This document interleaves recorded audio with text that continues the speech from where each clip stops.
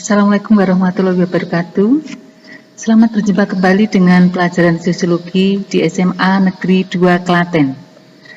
Pada pertemuan ini saya akan menyajikan materi kelas 10 semester 1, yaitu pada bab 1 dengan tema fungsi sosiologi mengkaji gejala sosial dalam masyarakat.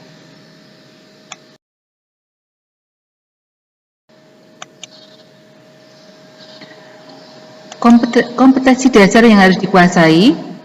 Yang pertama, mampu mendeskripsikan fungsi sosiologi dalam mengkaji berbagai gejala sosial yang terjadi di masyarakat. Kemudian, melakukan kajian, diskusi, dan menyimpulkan fungsi sosiologi dalam memahami berbagai gejala sosial yang terjadi di masyarakat. Tujuan yang dicapai dalam pembelajaran ini,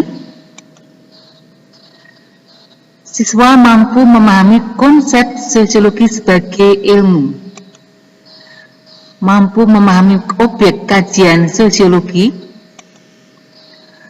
memahami karakteristik sosiologi sebagai ilmu, memahami hakikat sosiologi sebagai ilmu. Sekarang saya jelaskan tentang pengertian sosiologi. Secara etimologis, sosiologi berasal dari kata sosios dan logos. Sosios bahasa Latin artinya teman, dan logos bahasa Yunani artinya perkataan atau pembicaraan. Jadi secara harfiah, sosiologi berarti berbicara mengenai masyarakat.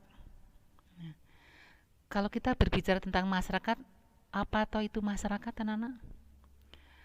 Masyarakat adalah sekumpulan manusia yang menempati suatu wilayah tertentu dalam waktu yang cukup lama, saling berinteraksi, diikat oleh adanya nilai dan norma.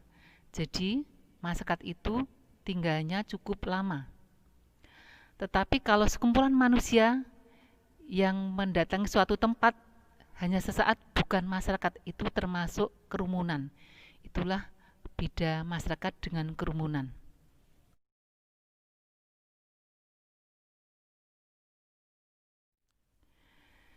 Sebelum kita mempelajari tentang sosiologi sebagai ilmu, anak-anak, sekarang kita akan mengenal tokoh-tokohnya dulu. Kita akan mengenal tokoh sosiologi klasik, kemudian sosiologi modern, kemudian sosiologi Indonesia. Sekarang kita mulai yang sosiologi klasik. Yang pertama, Auguste Comte. Dia terkenal dengan julukan Bapak Sosiologi. Adalah seorang ahli filsafat dari Perancis. Salah satu karya Auguste Comte yang terkenal tentang masyarakat adalah Cours de Philosophe Positive. Artinya bahwa di dalam masyarakat itu ada 3 tahapan yang dilalui. Ada tahapan metafisika, ada tahapan teologia, ada tahapan positif. Artinya sampai tahap yang ilmiah. Sedangkan tokoh yang kedua adalah Émile Durkheim, terkenal dengan peletak dasar sosiologi sebagai ilmu. Karya dari Durkheim yang terkenal adalah Rules of Sociological Method. Dia mempelajari tentang fakta sosial yang ada dalam masyarakat. Sedangkan tokoh yang ketiga adalah Max Weber. Konsep ajarannya adalah tindakan sosial. Kita tahu anak-anak bahwa tidak semua tindakan manusia itu merupakan tindakan sosial. Jadi ada tindakan individu. Tindakan individu misalnya merenung, melamun, menyanyi di kamar mandi, itu tindakan individu. Sedangkan tindakan sosial itu adalah tindakan yang melibatkan orang lain. Misalnya ada tindakan rasional instrumental, ada tindakan rasional berorientasi pada nilai, ada tindakan afektif, ada tindakan tradisional. Nanti bisa Anda baca di modulnya, anak-anak. Kemudian tokoh yang keempat adalah Karl Marx. Terkenal dengan ajarannya perjuangan kelas sosial, di mana pada era itu masyarakat mengalami perubahan diawali dengan sebuah konflik antara masyarakat kelas bawah dan kelas atas sehingga terjadilah perjuangan kelas sosial. Masyarakat kelas bawah terangkat kehidupannya.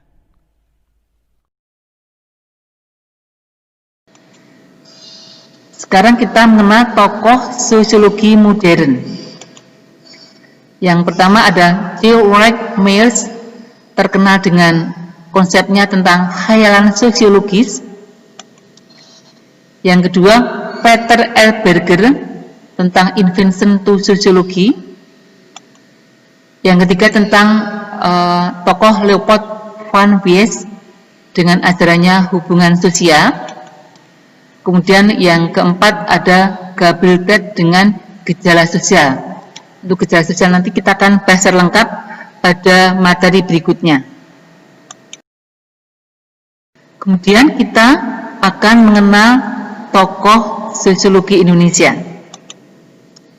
Yang pertama ada Ki Hajar Dewantoro, anak-anak sudah tidak asing lagi, terkenal dengan konsep kepemimpinannya yaitu tri kepemimpinan yaitu Tutwuri Handayani itu ya.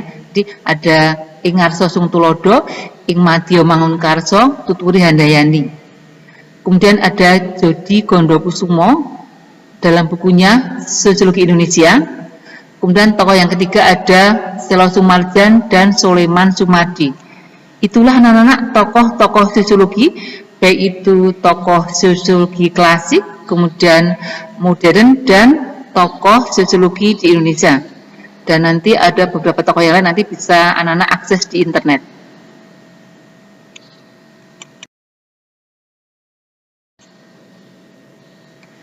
Sekarang kita mulai masuk ke objek kajian sosiologi.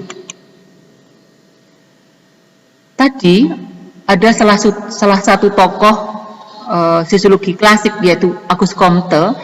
Dia berpendapat bahwa objek kajian sosiologi itu adalah masyarakat. Nah, di samping itu di sini anak-anak ada objek material dan objek formal.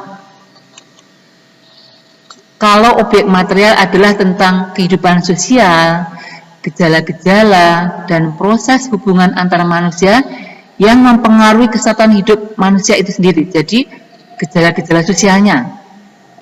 Kemudian, objek formalnya adalah hubungan antar manusia serta proses yang timbul akibat dari hubungan manusia itu sendiri. Itu objek material, objek formal.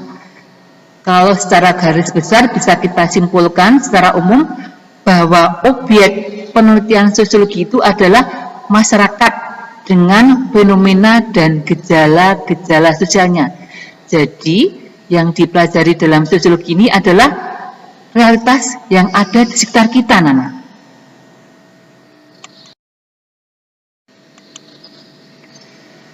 Sekarang kita masuk pada materi sosiologi sebagai ilmu. Sebelum kita kaji tentang sosiologi sebagai ilmu, anak-anak tahu kalian telah mendapatkan pengetahuan sejak dari SD, SMP, sekarang kalian menapaki di jenjang SMA. Nah, pertanyaan saya, apakah semua pengetahuan atau sesuatu yang Anda ketahui itu merupakan suatu pengetahuan anak-anak? Ya atau tidak? Di sini anak-anak jadi bahwa pengetahuan itu atau tidak semua yang kita ketahui itu merupakan suatu pengetahuan. Nah, suatu pengetahuan merupakan ilmu apabila tersusun secara sistematis, menggunakan prosedur, ada metode, sehingga hasilnya bisa dipertanggungjawabkan secara ilmiah. Itu baru dikatakan sebuah ilmu.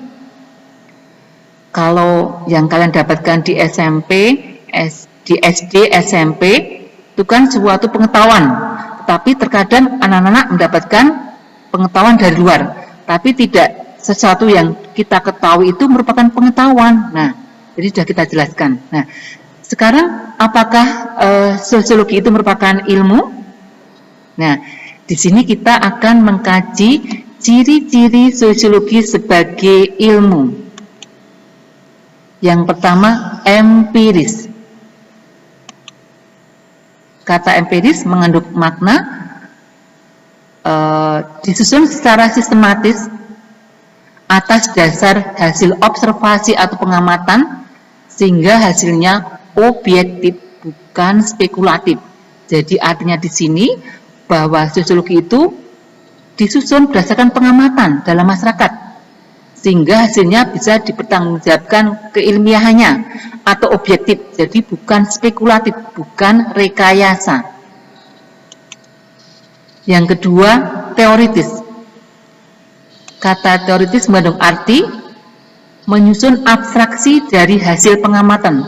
Jadi dari hasil pengamatan dalam masyarakat tadi kita akan susun menjadi sebuah teori. Ya, jadi anak-anak akan mengenal beberapa macam teori-teori dalam sosiologi nanti. Yang ketiga, kumulatif. Kumulatif mengandung arti bahwa sosiologi ini disusun atas dasar teori-teori yang sudah ada dengan cara memperbaiki, memperluas, serta memperkuat, memperdalam teori-teori yang lama. Jadi tidak harus teori semuanya harus baru ya, bisa diambil dari teori yang lama kemudian diperbaiki, diperluas dan diperdalam. Sedangkan ciri yang keempat adalah non-etis. Arti kata non-etis adalah bahwa di dalam sosiologi ini tidak mempersoalkan baik buruknya fakta, tetapi bagaimana menjelaskan fakta tersebut secara analitis apa adanya.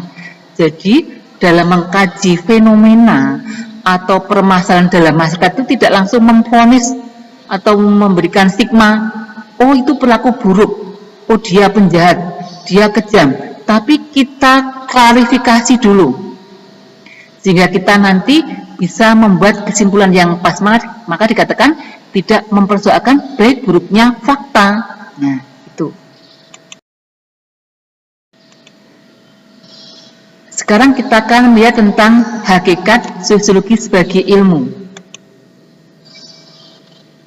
Yang pertama, kita tahu anak-anak bahwa sosiologi ini merupakan salah satu cabang dari ilmu sosial yang masih muda usianya. Bahkan sosiologi ini dipopulerkan oleh seorang ahli filsafat dari Yunani, Auguste Comte, yang konsepnya tentang masyarakat. Kemudian yang kedua bersifat kategoris. Kategoris artinya bahwa yang dipelajari dalam sosiologi ini adalah peristiwa yang saat ini terjadi, bukan yang seharusnya terjadi. Artinya yang kita pelajari itu fakta realitas yang saat ini terjadi,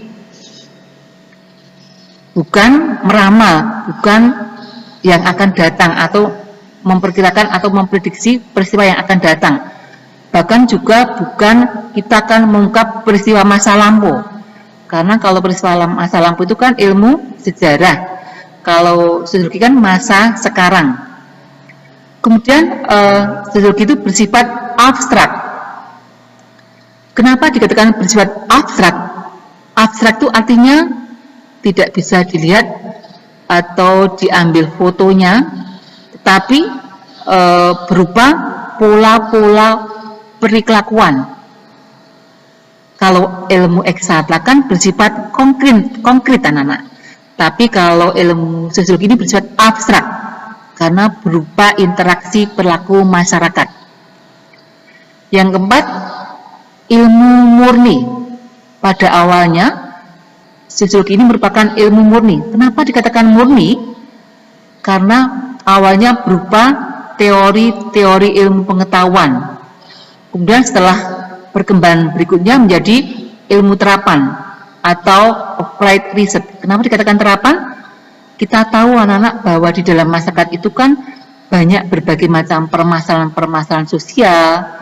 Seperti sekarang saat ini kan COVID-19 sedang melanda di berbagai negara-negara di dunia ya. Bahkan dikatakan mengglobal.